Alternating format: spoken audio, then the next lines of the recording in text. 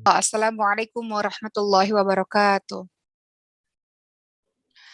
Alhamdulillahirabbil alamin wa bihi nasta'in ala umuri dunya waddin wassalatu wassalamu ala asyrafil anbiya'i wal mursalin wa ala alihi wa sahbihi ajma'in amma ba'du. Rabbi shrah li sadri wa yassir li amri wahlul 'uqdatam min lisani yafqahu qawli. Yang saya hormati perwakilan pembina Badan Tadkir FK Unstrat, Profesor Dr. Fatima Wali. Assalamualaikum Prof. Senang sekali berjumpa dengan Prof secara virtual. Mudah-mudahan Allah beri kesempatan bisa berjumpa offline satu hari nanti, insya Allah. Yang saya hormati para dokter gigi, para nurse, dan semua teman-teman yang bergabung yang tidak saya sebutkan satu persatu. Bahagia sekali bisa bertemu dengan teman-teman, terkhusus teman-teman Unstrat. Beberapa waktu yang lalu saya juga pernah menuju ke Manado, bertemu dengan teman-teman di sana, yang mungkin ada satu atau dua orang di sini yang juga pernah bertemu secara langsung dengan saya. Senang sekali bisa berjumpa kembali. Baik teman-teman semuanya, hari ini kita akan membahas mengenai kemuslimahan, bagaimana caranya bisa menjadi muslimah yang lebih baik dari hari ke hari. Sahabat-sahabat yang dimuliakan oleh Allah Subhanahu wa taala, untuk menjadi be better muslimah atau menjadi muslimah yang lebih baik, caranya adalah kita harus tahu apa sih sebetulnya peran kita selama di muka bumi ini. Peran dari seorang muslimah itu apa sih? Ketika kita mengetahui peran-peran kita apa, maka kita bisa mulai menyusun langkah bagaimana cara melakukan peran itu dengan sebaik-baiknya. Maka hari ini poin-poin yang akan saya bahas adalah 5 peran muslimah dalam kehidupan. Pertama, muslimah sebagai seorang hamba, muslimah sebagai seorang anak, muslimah sebagai seorang istri, muslimah sebagai seorang ibu, dan muslimah sebagai seorang anggota masyarakat. 5 poin itu yang akan kita bahas pada hari ini, teman-teman sekalian. Mudah-mudahan teman-teman semua bisa fokus dalam mendengarkan penjelasan dari saya. Kita mulai dari poin yang pertama, 5 peran muslimah sebagai seorang hamba Allah Subhanahu wa taala. Sebelum saya mulai, saya ingin mengingatkan teman-teman semua bahwa Ali bin Abi Thalib radhiyallahu anhu pernah berkata, ikatlah ilmu dengan tulisan. Jadi sekiranya apabila ada kata-kata saya yang teman-teman anggap penting, mohon ditulis supaya teman-teman bisa sharing atau bisa berbagi lagi ke teman-teman lainnya, baik secara tulisan maupun ketika ada teman-teman yang bertanya tadi ceramahnya tentang apa, teman-teman bisa menjelaskan kembali. Baik, 5 peran muslimah yang pertama adalah peran sebagai seorang hamba Allah Subhanahu wa taala, maka saya memulainya dengan surah Adz-Dzarriyat ayat ke-56. Dalam surah Adz-Dzarriyat ayat 56, Allah Subhanahu wa taala berfirman, "Wa ma khalaqtul jinna wal insa illa liya'budun." A'udzubillahi minasyaitonir rajim. "Wa ma khalaqtul jinna wal insa illa liya'budun." Dan tidaklah aku menciptakan manusia dan jin kecuali untuk beribadah kepadaku. Itu sebagai pembuka pada hari ini teman-teman sekalian. Bagaimana dalam setiap aktivitas kita diminta untuk beribadah kepada Allah Subhanahu wa taala. Kalau kita lihat perkataan dari Imam Al-Qurtubi, beliau berkata, barang siapa yang selalu taat dan beribadah kepada Allah Subhanahu wa taala, menyibukkan pendengaran, penglihatan, lisan, dan hatinya dengan perintah Allah, maka dia yang paling berhak mendapatkan julukan sebagai hamba Allah. Dan barang siapa yang melakukan kebalikan dari semua itu, maka dia termasuk dalam firman Allah Subhanahu wa taala dalam surah Al-A'raf ayat 179.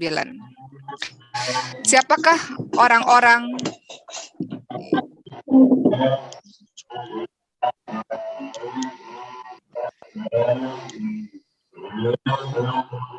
Saya minta di-mute dulu teman-teman sekalian.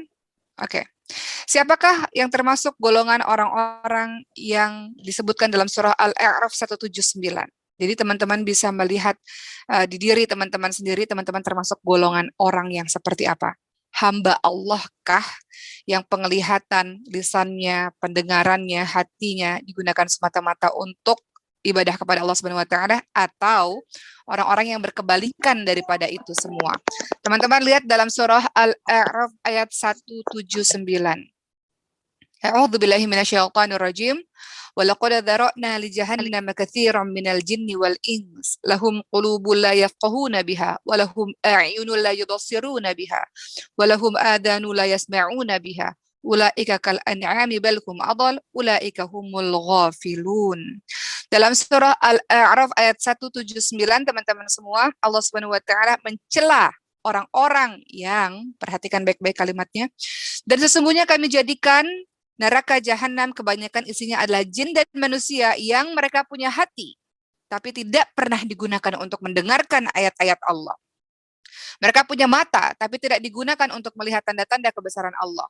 Mereka punya telinga, tapi tidak digunakan untuk mendengarkan ayat-ayat Allah. Jadi mereka punya hati, tapi tidak digunakan untuk memahami ayat-ayat Allah. Mereka memiliki mata, tapi tidak digunakan untuk melihat tanda-tanda kebesaran Allah. Mereka punya telinga, tapi tidak digunakan untuk mendengarkan ayat-ayat Allah. Apa celaan Allah untuk orang-orang yang seperti ini, teman-teman sekalian? Mereka itu seperti binatang ternak, bahkan lebih sesat lagi, lebih buruk lagi. Mereka itu orang-orang yang lalai. Jadi hari ini saya membuka ceramah saya dengan ayat yang mengingatkan bahwa ketika engkau mengaku sebagai seorang hamba Allah dalam surah Ad-Dariyat ayat 56, tugasnya adalah ibadah. Bermakna adalah penglihatan, pendengaran, hati, lisan digunakan untuk ibadah kepada Allah. Tapi kalau tidak digunakan untuk beribadah, dikasih mata sama Allah. Tapi matanya tidak digunakan untuk melihat tanda kebesaran Allah. Dikasih hati, tidak digunakan untuk memahami kebesaran Allah. Dikasih telinga, nggak pernah dengar ayat-ayat Allah.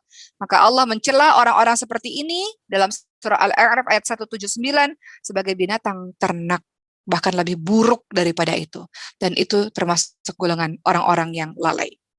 Sejatinya ayat ini harusnya menampar kita teman-teman sekalian, kalau sekiranya kita tidak menggunakan mata, telinga, hati kita untuk memahami kebesaran Allah Subhanahu wa taala. Baik, saya akan lanjutkan lagi teman-teman sekalian, apa sih tanda diterimanya amalan-amalan kita?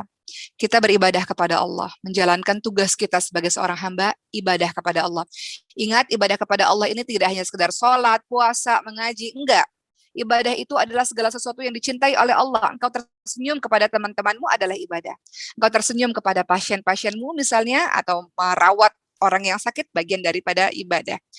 Apa sih tanda diterima ibadah di hadapan Allah Subhanahu wa taala? Adalah tanda diterimanya suatu amalan adalah apabila amalan tersebut membuahkan amalan ketaatan berikutnya.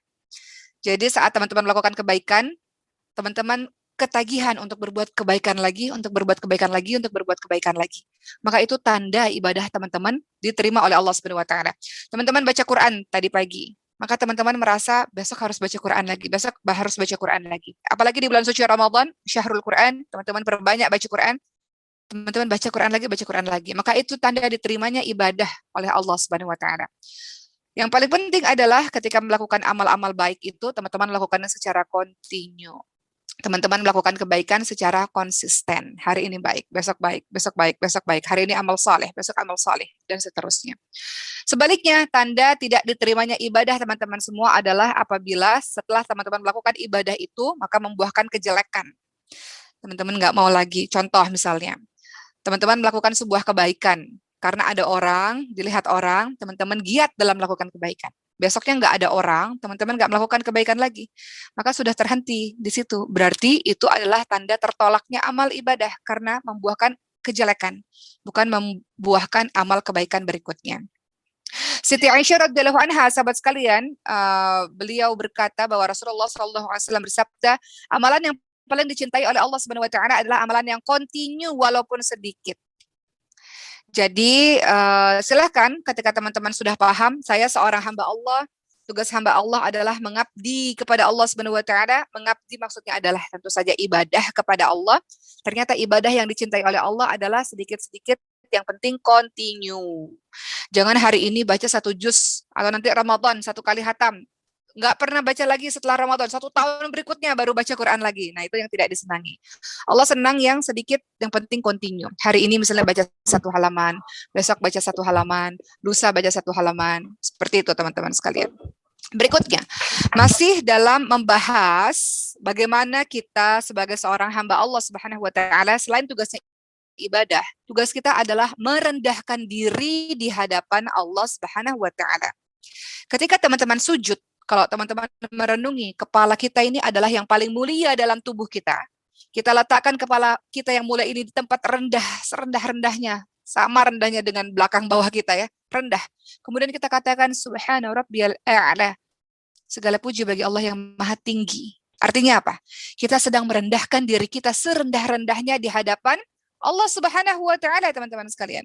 Jadi tugas sebagai seorang hamba Allah Subhanahu wa taala, engkau rendahkan dirimu serendah-rendahnya dalam aplikasi kehidupan sehari-harinya seperti apa? Ketika engkau diberikan kepintaran, teman-teman sekalian, Allah Subhanahu wa taala memberikan engkau ilmu, maka tanda engkau merendahkan diri di hadapan Allah Subhanahu wa taala adalah tawadu, rendah hati, dengan engkau mengatakan bahwa ya Allah, ilmu ini adalah pemberianmu ya Allah. Kepintaran ini adalah pemberianmu ya Allah. Aku berkesempatan untuk bisa belajar di Unsrat ini ya Allah, karena darimu ya Allah, karena pertolonganmu ya Allah. Aku punya harta ini ya Allah, milikmu ya Allah. Engkau yang berikan kepadaku ya Allah. Aku bisa beribadah ini karena taufik darimu ya Allah. Apa sih taufik, sahabat sekalian? Taufik adalah Allah kasih pertolongan untuk melakukan amal solih. Itu namanya taufik. Jadi kalau teman-teman baca Quran, atau teman-teman tadi sholat malam, atau teman-teman puasa nanti di bulan suci Ramadan, kenapa teman-teman bisa melakukan itu? Karena Allah kasih taufik kepada teman-teman semua. Karena Allah Subhanahu wa taala kasih pertolongan kepada teman-teman supaya teman-teman bisa melakukannya. Jadi kali di poin 1 tadi bahwa sebagai seorang hamba Allah Subhanahu wa taala, selain ibadah, kita juga harus merendahkan diri di hadapan Allah. Semuanya bukan punya kita. Kepintaran, harta, orang-orang yang kita cintai, yang mendampingi kita, itu semuanya karena kebaikan Allah Subhanahu wa taala, Allah yang kasih kita. Artinya, kalau sewaktu-waktu Allah ambil, maka suka-suka Allah. Jangan seperti Korun yang ceritanya ada di dalam Al-Quran, teman-teman sekalian. Korun itu seperti apa sih? Dia kaya raya. Dulu dia miskin. Kemudian dia minta pada Nabi Musa, Musa doakan saya supaya saya kaya. Nabi Musa doa pada Allah, Allah buat kaya. Apa kata Korun setelah dia kaya? Semua kekayaanku ini karena kehebatanku, kata Korun. Sombong. Maka seorang hamba Allah, dia tidak punya sifat sombong. Apa yang engkau sombongkan? Jabatanmu, kepintaranmu, kehebatanmu, semuanya pemberian dari Allah. Yang sewaktu-waktu dengan mudahnya bisa Allah ambil. Maka sebagai seorang hamba Allah, semakin dia dekat kepada Allah, semakin dia berilmu, semakin tawadu dia. Ada pepatah yang mengatakan padi semakin berisi semakin merunduk, ya kan? Artinya orang yang semakin berisi, dia tahu semakin tawadu. Nah, biasanya orang-orang yang tong kosong nyaring bunyinya. Orang-orang yang kosong biasanya banyak bicara yang tidak ada manfaatnya. Atau biasanya suka menjadi pribadi-pribadi yang sombong. Jadi sebagai seorang hamba Allah, nasihat untuk diri saya dan kita semua adalah dia tawadu. Kemudian berikutnya teman-teman sekalian, tentu saja dalam aplikasinya banyak ya. Salah satunya kalau teman-teman merasa diri sebagai seorang hamba Allah Subhanahu wa taala, apapun yang Allah minta, teman-teman lakukan. Apapun yang Allah larang, teman-teman berusaha untuk menjauhkan. Itu namanya takwa. Misalnya Allah memberikan perintah berhijab dalam surah Al-Ahzab 59. Kata Allah, yudunina alaihina min jalabibihinna dzalika adana ayurafna fala yu'dzain. Ulurkan jilbab ke seluruh tubuh supaya kamu mudah dikenal sehingga tidak diganggu. Maka sebagai orang yang hamba Allah ini, yang tugasnya ibadah kepada Allah, apa yang dilakukan? Sami'na wa ata'na. Kami dengar ya Allah, kami taat. Begitu teman-teman sekalian. Berikutnya, kita masuk ke poin yang kedua. Peran seorang muslimah tidak hanya sebagai seorang hamba Allah. Setelah tahu, ya saya hamba Allah, ya saya di muka bumi ini diciptakan oleh Allah, nggak main-main. Ya saya harus beribadah kepada Allah Subhanahu wa taala. Ibadah kepada Allah maknanya apapun yang Allah perintah saya berusaha untuk melakukannya, apapun yang Allah benci saya berusaha untuk menjauhinya. Ya sebagai seorang hamba Allah yang harus saya lakukan adalah menjadi orang yang rendah hati, tawadu, karena semua kehebatan pemberian dari Allah Subhanahu wa taala. Setelah teman-teman mengakui itu semua, yang kedua kita masuk kepada peran seorang muslimah sebagai seorang anak. Begitu hebatnya Islam, teman-teman sekalian. Di dalam Al-Quran, itu banyak sekali ayat-ayat bertebaran tentang birrul walidain, berbuat baik kepada ibu bapak. Apapun kondisi ibu bapak kita. Biasanya ayat-ayat menghormati ibu bapak itu selalu digandengkan setelah ayat jangan menyekutukan Allah.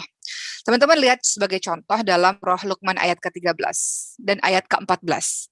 Ayat ke-13 bunyinya, A'udzubillahi minasyaitonirrajim, ya bunayya la tusyrik billah, inna syirka ladzulmun adzim. Anakku, jangan menyekutukan Allah, jangan menduakan Allah, jangan syirik, jangan minta-minta kepada selain Allah, jangan bergantung kepada selain Allah. Orang-orang yang melakukan hal demikian adalah orang-orang yang zalim. Ayat berikutnya lihat, berikutnya adalah wa wasaina al-insana biwalidayhi hamalathu ummuhu wahnan 'ala wahnin wa fisaluhu fi 'amaini an ishkur li walidayk.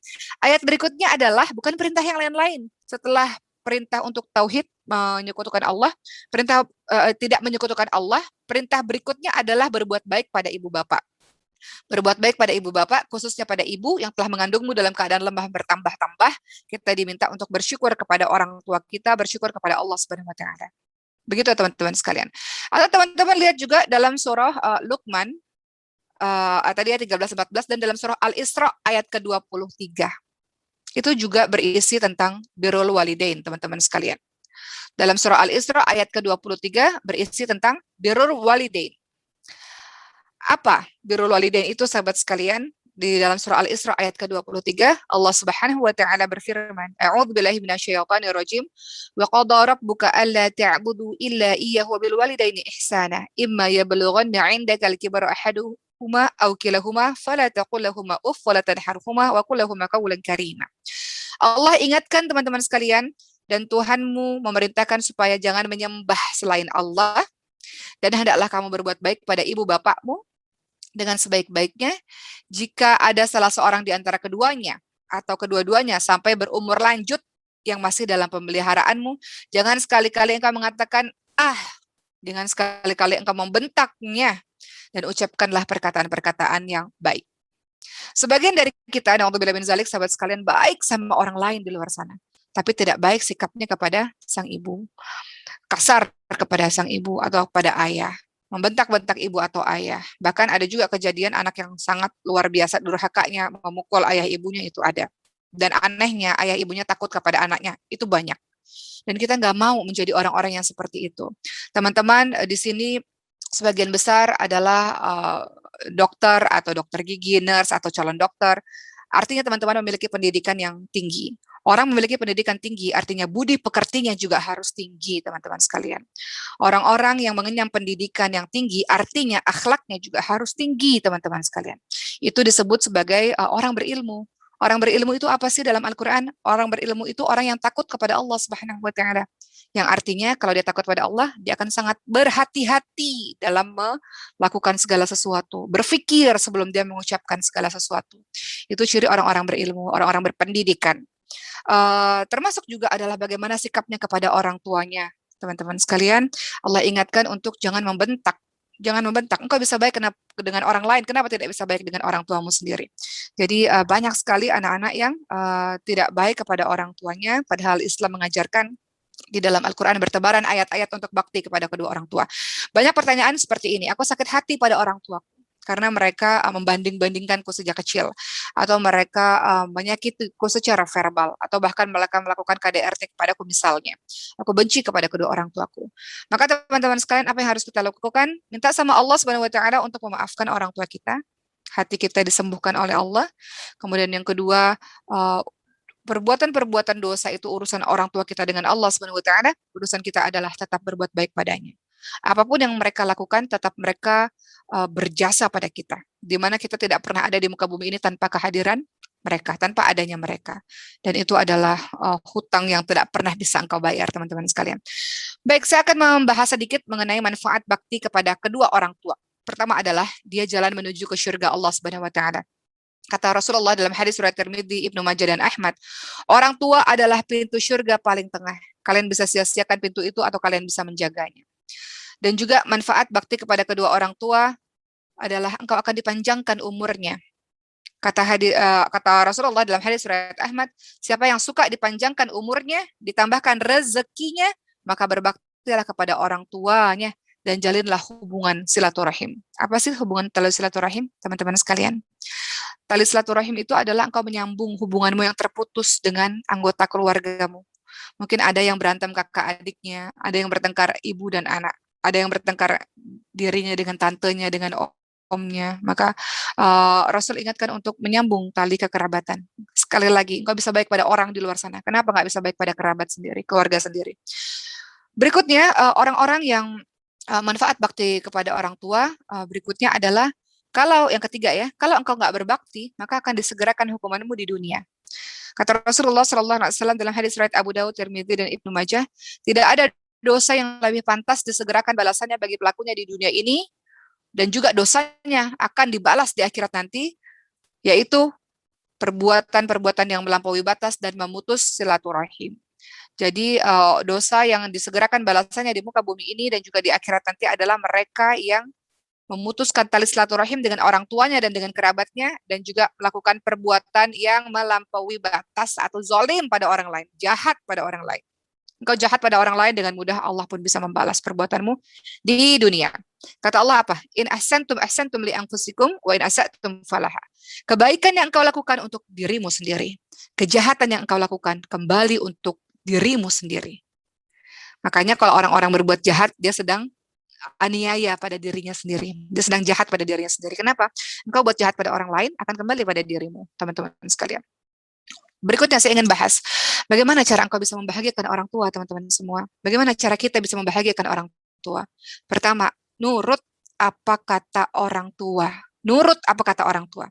Apa kata Rasulullah SAW? Ridullah fi ridal walidain, suktullah fi suktil walidain. Ridho Allah bergantung pada ridho orang tua, murka Allah bergantung pada murka orang tua. Jadi taat kepada orang tua, harus taat dan tidak boleh taat kalau mereka sudah mulai menyuruh kita kepada kemaksiatan. Selalu taat, namun tidak boleh taat pada saat orang tua sudah menyuruh kepada kemaksiatan. Karena sesungguhnya ketaatan hanya ketika melakukan kebaikan saja. Dalam hadis riwayat Bukhari Muslim dijelaskan seperti itu. Jadi kalau orang tua tiba-tiba mengatakan kamu nggak boleh pakai jilbab, maka yang harus dilakukan, bicara pelan-pelan kepada orang tua dan pakailah jilbab itu. Tidak perlu taat dengan itu, tapi mengedepankan perbuatan baik, akhlak baik, sopan santun pada orang tua harus.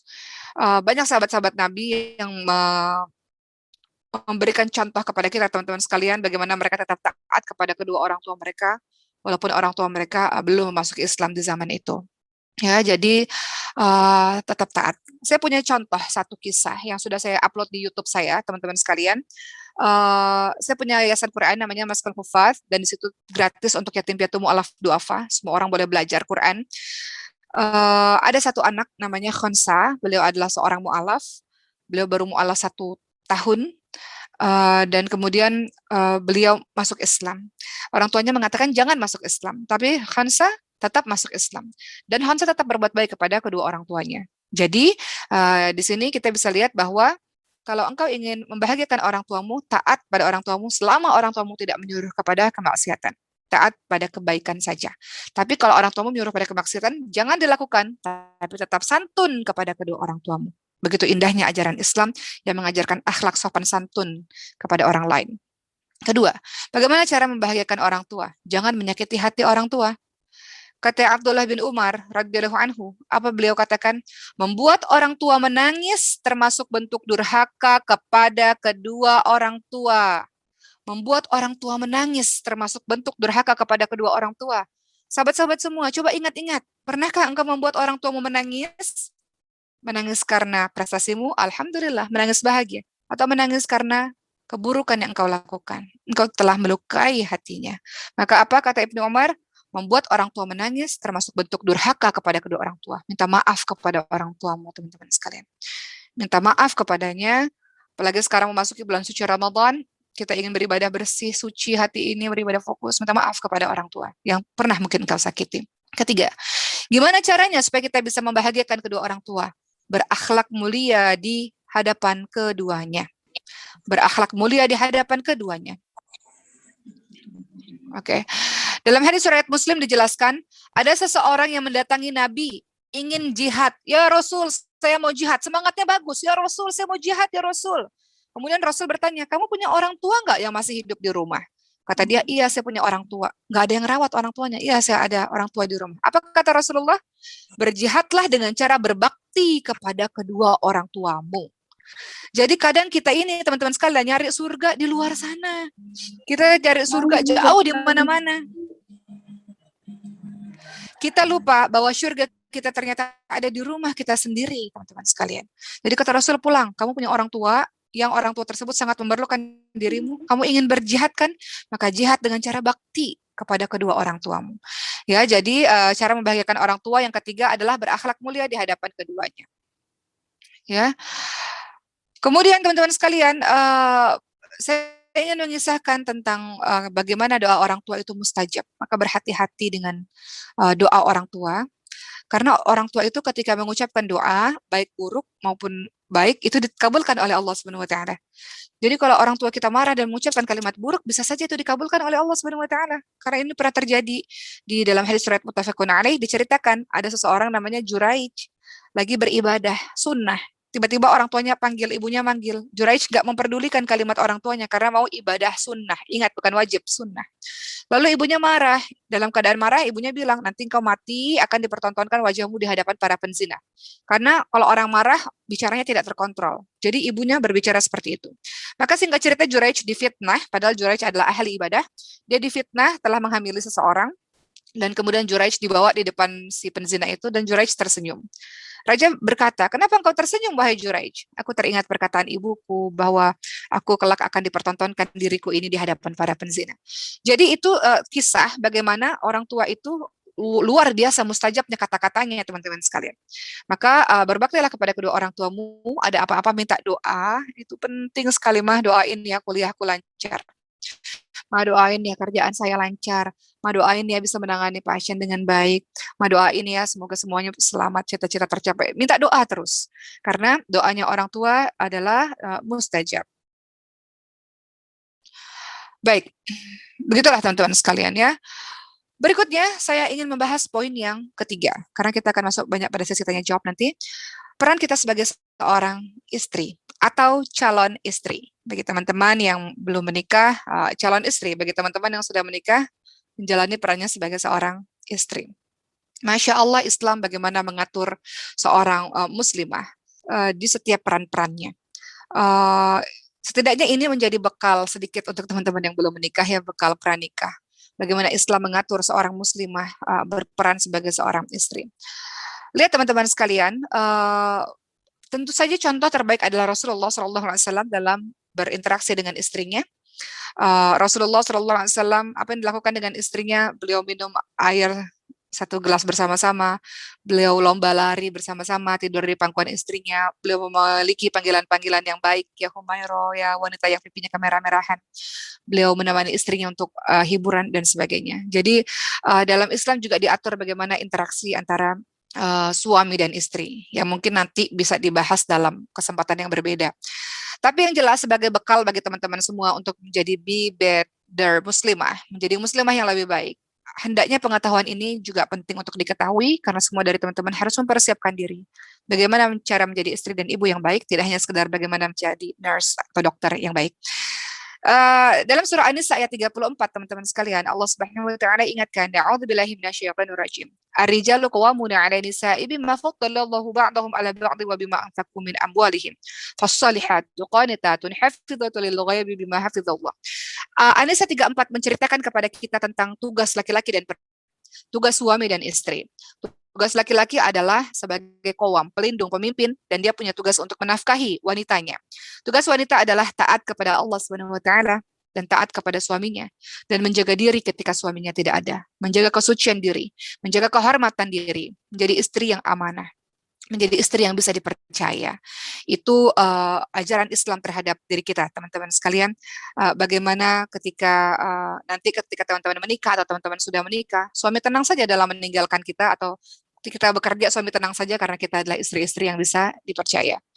Berikutnya sekedar pengetahuan peran sebagai seorang istri, nanti kalau ketika teman-teman sudah menikah atau teman-teman sudah menikah, ada dalam surah An-Nisa ayat 19, panduan bagaimana kita diperlakukan atau kita mau memperlakukan pasangan kita. Apa kata Allah Subhanahu wa taala? A'udzubillahi minasyaitonir rajim wa 'ashiruhunna bil ma'ruf fa in karihtumuhunna fa 'asa an takrahu syai'an wa yaj'alallahu fihi khairan katsira. Bergaulah dengan cara yang baik, berinteraksilah dengan cara yang baik. Kalau kamu tidak suka terhadap sesuatu, maka bersabar. Allah mau minta kita untuk bersabar. Bisa jadi Allah menjadikan sesuatu kebaikan yang banyak. Jadi mungkin kita nggak suka dengan perilakunya yang satu, tapi jangan fokus kepada yang satu karena kebaikannya yang lain masih banyak. Jadi ternyata sikap sebagai seorang muslimah ketika nanti teman-teman menikah atau teman-teman sudah menikah, diminta untuk berinteraksi secara baik, berinteraksi secara patut, dan kalau ada apa yang tidak mengenakan hati, diminta untuk sabar, jangan fokus pada satu kesalahan karena kebaikannya masih banyak. Jadi fokus pada kebaikan-kebaikan. Berikutnya sekedar pengetahuan lagi teman-teman sekalian. Dalam poin menjadi seorang istri ini ada dalam surah Al-Baqarah 187, kalimatnya adalah hunna libasul lakum wa antum libasul lahun. Pasanganmu adalah pakaian bagimu. Kita lihat fenomena-fenomena zaman sekarang yang jangan diikuti teman-teman sekalian.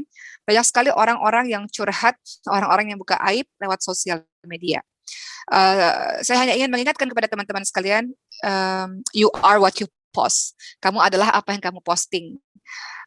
Ketahuilah teman-teman semua, di zaman sekarang untuk bisa dapat beasiswa atau untuk bisa dapat pekerjaan, orang itu ngelihat loh dari sosial media kita. Saya bercerita sedikit kemarin ketika tahun 2017, saya dapat beasiswa ke Jerman dan ke Australia. Mereka meminta sosial media saya. Ternyata mereka mengecek di sosial media. Saya ini siapa. Begitu pula teman-teman kandidat yang lain. Dicek di sosial medianya. Karena gambaran diri kita itu terlihat di sosial media kita. Termasuk orang yang mencaci maki kah? Orang yang suka mengumbar aib kah? Orang yang suka bertengkar di sosial media kah? Orang-orang yang suka berkata buruk di sosial media kah? Atau sosial media kita manfaatkan untuk sesuatu yang baik. Jadi, di dalam surah Al-Baqarah 187 ini diceritakan pasanganmu itu adalah pakaian, saling melindungi, saling menjaga satu sama lain. Jangan sedikit-sedikit taruh di sosial media, sedikit-sedikit diposting. Jangan. Semua yang kau posting itu akan abadi di sosial media, jadi think before posting.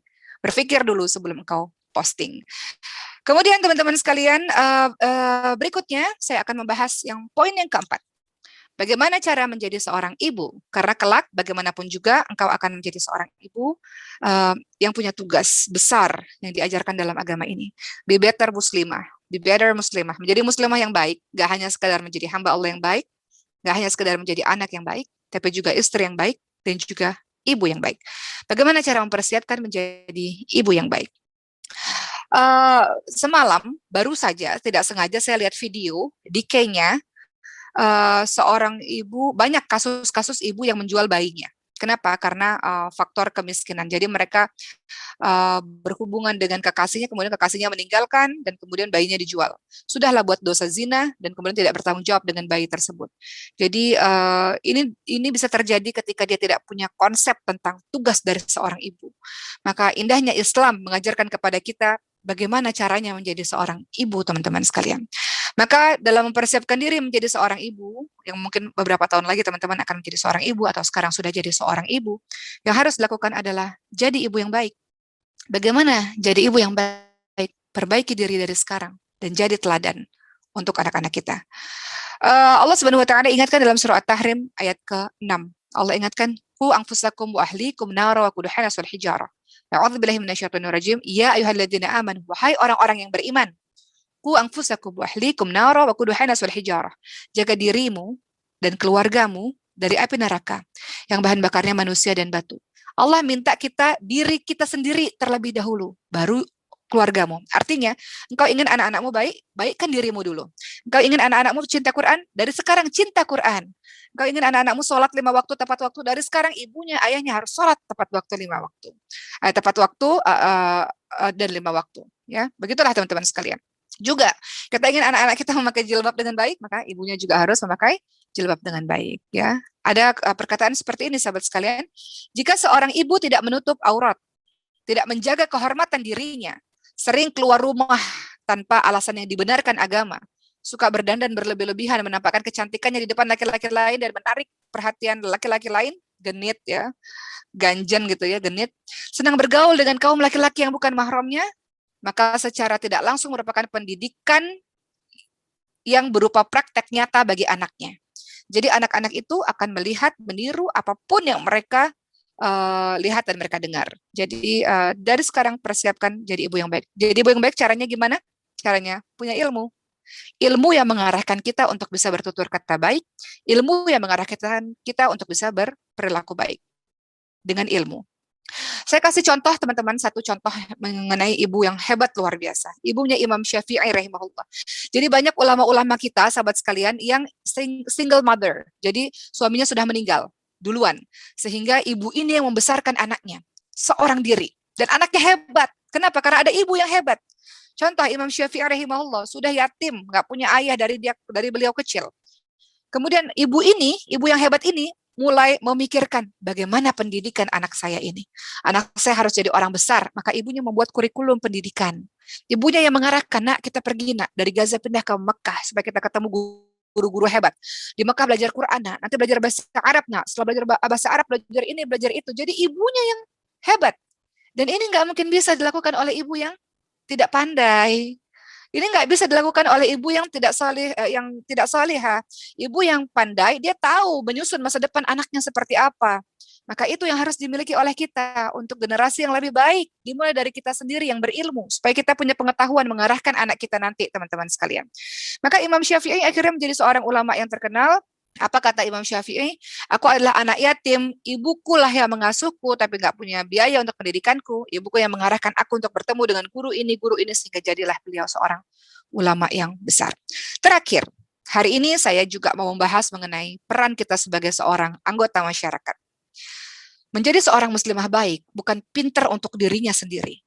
Menjadi muslimah yang baik bukan solehah untuk dirinya sendiri, tapi dia harus punya kebermanfaatan yang luas kepada masyarakat. Maka itu yang dikatakan oleh Rasulullah SAW, khairun nas anfa'uhum linnas. Sebaik-baik orang adalah orang yang bermanfaat untuk orang lain. Saya cerita sedikit karena ini teman-teman kesehatan. Saya punya bayi umurnya 4 bulan, namanya Sulaiman. Sulaiman kemarin baru diperiksa darahnya, dikirim ke Jerman dan akhirnya keluarlah hasil kelainannya Sulaiman. Sulaiman itu punya kelainan namanya sindrom Prader-Willi. Nanti mungkin kalau teman-teman cari informasi, sindrom Prader-Willi yang perbandingannya 1 banding hampir 30.000 orang. Nah, saya ingin bercerita bagaimana tenaga kesehatan ini, baik nurse yang di NICU maupun para dokter ini, betul-betul menjalankan tugasnya dengan sebaik-baiknya. Mereka tidak hanya sekedar memeriksa anak saya, tapi apa yang mereka lakukan kepada saya yang membuat saya sangat terkesan kepada tugas seorang dokter. Sampai saya posting di sosial media, saya begitu hormat ta'zim kepada seluruh dokter dan juga para perawat.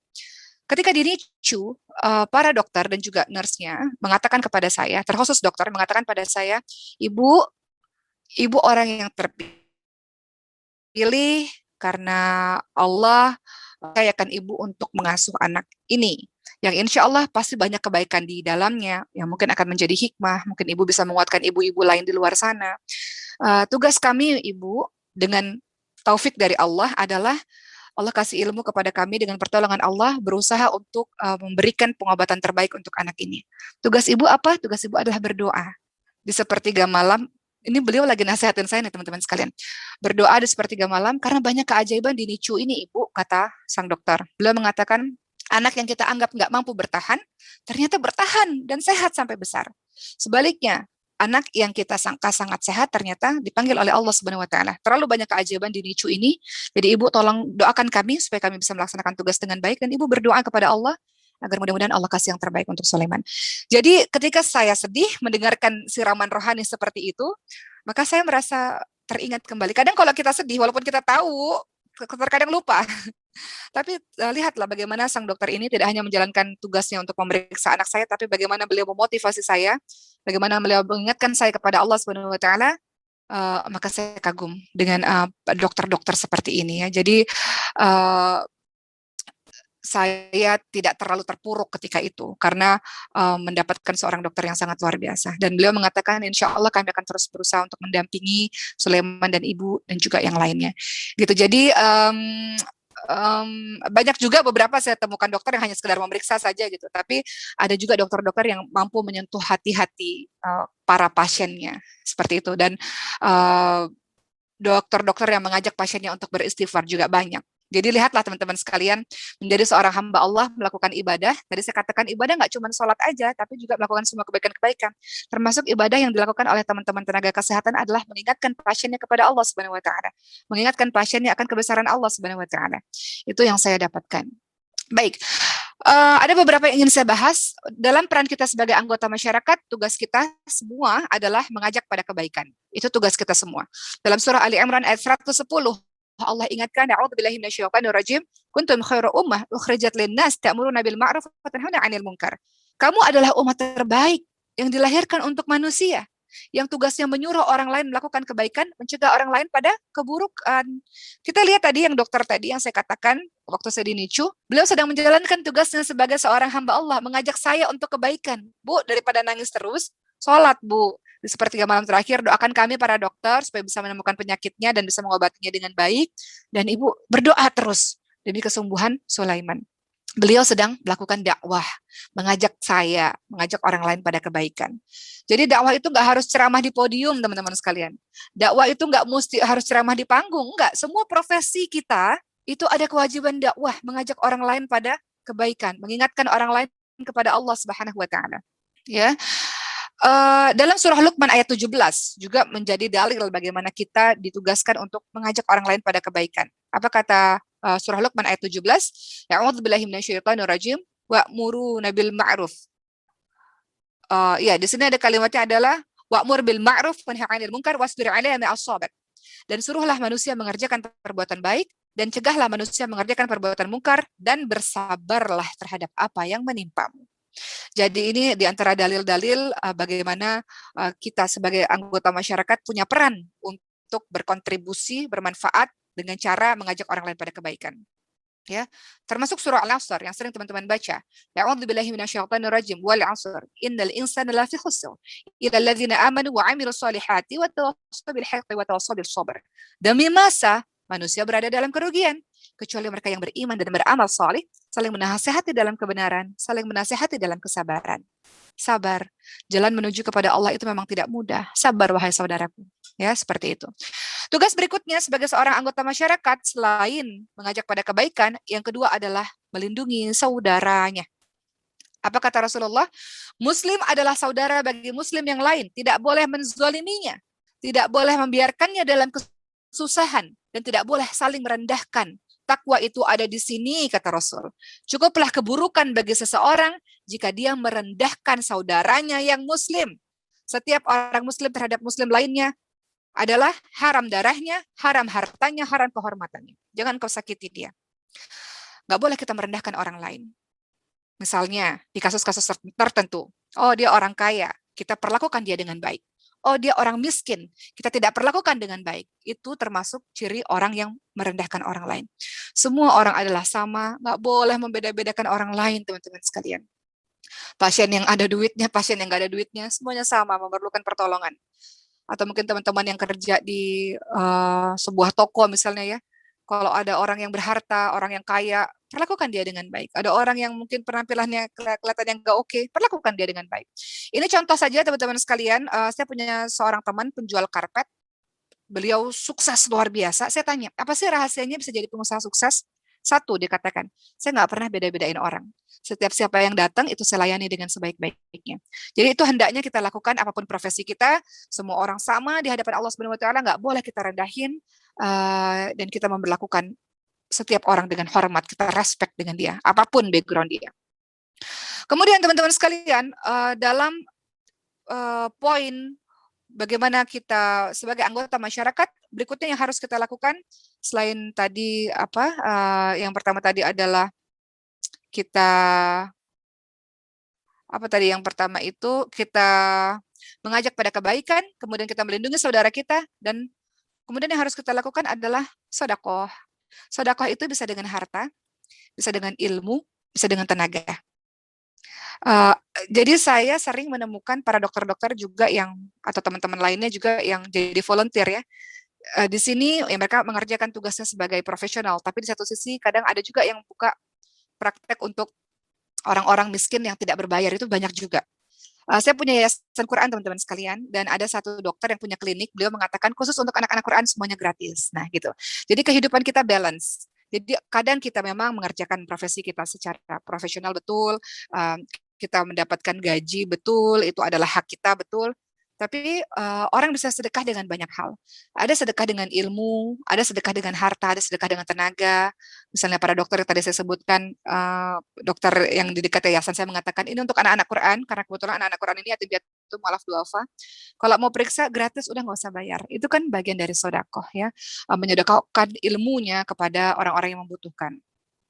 Kemudian, peran kita sebagai anggota masyarakat yang terakhir teman-teman sekalian adalah dari sekian banyak hal yang harus kita lakukan adalah jangan pernah berpecah belah teman-teman sekalian. Kita ini akan kuat selama kita bersama-sama. Sesama, tadi saya katakan sesama muslim adalah bersaudara, jangan saling mencela satu sama lain, jangan saling merendahkan satu sama lain, jangan merasa diri kita paling suci, paling benar, sehingga kita merasa saudara kita itu tidak benar, jangan. Kata Allah Subhanahu wa taala dalam surah Ali Imran ayat 103, berpeganglah kamu semua kepada tali agama Allah dan jangan bercerai-berai. Umat Islam lemah karena saling mengolok-olok satu sama lain, saling menghina atau merendahkan satu sama lain, tapi kita punya akhlak sesuai dengan tuntunan Allah dan Rasul-Nya, bahwa sesama muslim bersaudara, yang non-muslim adalah saudara sebangsa juga, sesama manusia juga. Kita diajarkan untuk selalu berbuat baik, selalu berkata-kata baik, tidak merasa diri paling suci, tidak merasa diri paling pintar, tidak merasa diri paling benar. Kita semua berusaha sebagai seorang anggota masyarakat, bagaimana kita menebarkan cinta, menebarkan kedamaian, sehingga orang lihat wajah Islam itu ada pada diri kita. Yaitu apa? Islam rahmatan lil alamin, rahmat bagi semesta alam. Orang bisa melihat Islam itu ada pada diri kita, teman-teman sekalian, maka jadilah agen-agen Islam yang terbaik. Sehingga orang merasa, Masya Allah, indahnya Islam lewat dirimu, insya Allah. Baik, mungkin itu saja dari saya. Terima kasih. Saya kembalikan kepada moderator. Assalamualaikum warahmatullahi wabarakatuh.